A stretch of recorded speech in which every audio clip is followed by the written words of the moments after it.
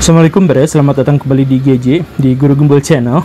Seperti yang Baraya tahu bahwa beberapa episode kemarin saya ciptakan sebuah prank di dalam video. Dan korban prank itu adalah para Baraya semua di sini yang menyimak video-video saya. Tetapi Baraya tentu saja video prank itu tidak dibuat untuk menyesatkan, video itu justru dibuat untuk membangun kesadaran baru. Bahwa ternyata masyarakat Indonesia itu masih banyak sekali yang bisa dibodohi atau diakali oleh narasi-narasi konyol atau narasi-narasi cocokologi.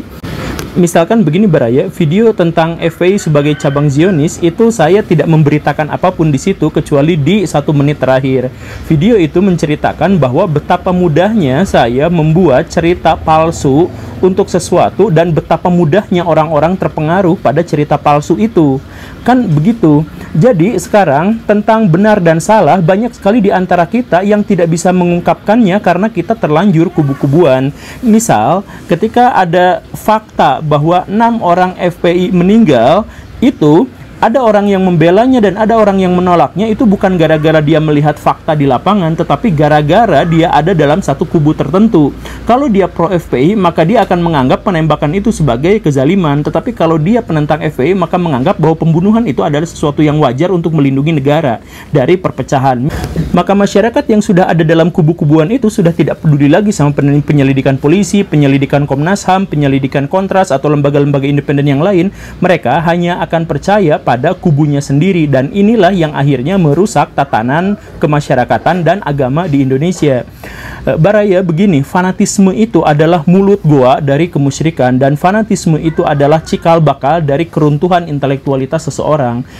Tetapi nggak apa-apa sih, kan memang kata Pak Renald Kasali juga, sebenarnya 98% manusia di seluruh dunia itu diciptakan untuk menjadi follower, menjadi pengikut.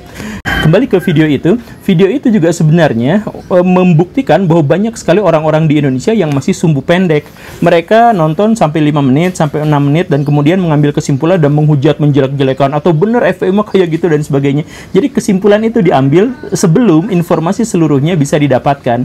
Dan inilah yang mengkhianati banyak sisi kebaikan manusia. Misal, dia mengkhianati agama. Kenapa? Karena agama mengharuskan manusia untuk mengambil kesimpulan setelah mendapatkan informasi secara utuh. Akal, pikiran manusia yang sehat itu tidak akan mengambil kesimpulan sebelum mendapatkan informasi yang utuh. Menang atau kalahnya satu peperangan itu biasanya ditentukan oleh sebanyak apa informasi yang mereka miliki gitu. Kalau orang-orang sumbu pendek sudah mengambil kesimpulan sebelum informasinya didapat, maka disitulah letak bukti bahwa mereka itu adalah orang-orang yang pasti kalah. Kemudian prank berikutnya yang saya buat itu adalah terkait dengan polling kemarin. Polling itu mempertanyakan fans manakah yang paling fanatik. Baraya tahu ya, mungkin Baraya juga banyak yang ikutan di situ. Sebenarnya pertanyaannya bukan fans manakah yang paling fanatik, tetapi apakah Baraya termasuk orang fanatik itu atau tidak. Sebenarnya pertanyaannya mengarah ke sana, kalau Baraya mau tahu. Nah, saya buat prank itu 3 rangkap sekaligus. Saya upload di jam yang sama, di hari yang sama, dengan opsi yang sama, tetapi diacak. Pertanyaannya adalah fans mana yang paling fanatik, yang nomor 1, 2, 3, 4, 5, dan seterusnya diacak dalam 3 opsi itu. Dan jawabannya luar biasa. Ternyata jawabannya tidak konsisten walaupun diupload di waktu yang sangat berdekatan. Jawabannya selalu ada di posisi nomor atas. Karena kita akan sulit sekali meragukan YouTube, maka yang paling mungkin atas fenomena itu adalah bahwa orang-orang Indonesia banyak sekali diantaranya yang ketika ikutan polling itu bukan gara-gara memang dia memilih seperti itu, tetapi dia kepo apa jawabannya. Biar jawabannya segera terbuka, maka dia pilih saja secara sembarangan. Dan karena sembarangan, maka yang paling mudah dipilih itu adalah opsi yang paling atas. Jadi sebenarnya polling itu bukan menunjukkan tentang siapa yang paling fanatik, tetapi yang paling menunjukkan siapa yang paling fanatik terhadap kekepoan. Dan dalam hal ini terbuktilah bahwa orang-orang Indonesia itu kekepoannya, kepenasaranannya itu menghancurkan akal budi dan metodologi ilmiah. Asumsi ini diperkuat dengan kenyataan bahwa beberapa detik setelah saya upload sudah langsung ada beberapa vote.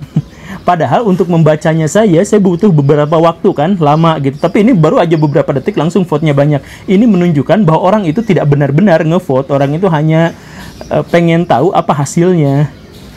Saya khawatir implikasi dari kesimpulan ini adalah bahwa ternyata survei-survei atau polling-polling yang dilakukan oleh lembaga-lembaga besar juga ternyata memiliki masalah yang sama seperti ini. Ya, itu mah kekhawatiran saya, tapi saya contohkan misalkan begini ya. Saya ingat tahun 2004 itu ada pemilu kan. Pada waktu itu masih zaman SMS-SMS-an. Banyak stasiun televisi swasta yang meminta saya ngadain polling. Partai politik manakah yang mau dicoblos? Silahkan SMS ke nomor sekian. Satu nomor hanya bisa untuk 1 kali polling, kan begitu ceritanya ya. Nah, ternyata dari polling itu dihasilkan bahwa PKS ada di puncak, jauh di atas partai-partai yang lain. Tentu saja karena PKS pada waktu itu anggotanya paling militan, paling muda, dan paling mengerti teknologi. Sehingga dengan cara yang seperti itu mereka polling yang paling rajin.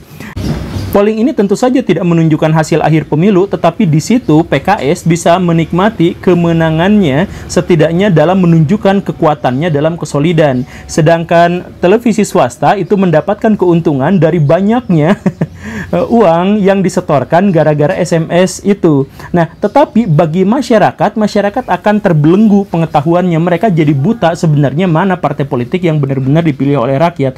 Dan para akademisi juga jadi bingung karena dengan polling seperti ini bukan saja mengacaukan metodologi mereka, tetapi menutup kebenaran. Mereka hanya tahu bahwa PKS solid, tetapi mereka tidak tahu data yang sesungguhnya. Apakah dengan pembuyaran pengetahuan itu PKS dan televisi-televisi swasta pada waktu itu bertanggung jawab? Tidak mau dan tidak bisa, dan tidak ada pidananya terkait dengan hal itu. Contoh yang lain misalkan pas zaman SBY, saya ingat betul pada waktu itu pemerintah mengumumkan bahwa angka kemiskinan di Indonesia turun. Ternyata bukan angka kemiskinannya yang turun, tetapi karena standar kemiskinan dan kekayaannya itulah yang diturunkan gitu. Nah, ini menunjukkan bahwa polling, survei, atau hal-hal yang semacam itu tidak bisa benar-benar kita jadikan sebagai pegangan, apalagi di dunia post-truth seperti yang kita kenal sekarang. Atau kita bisa melihat kemarin-kemarin di pemilu Indonesia tahun 2014.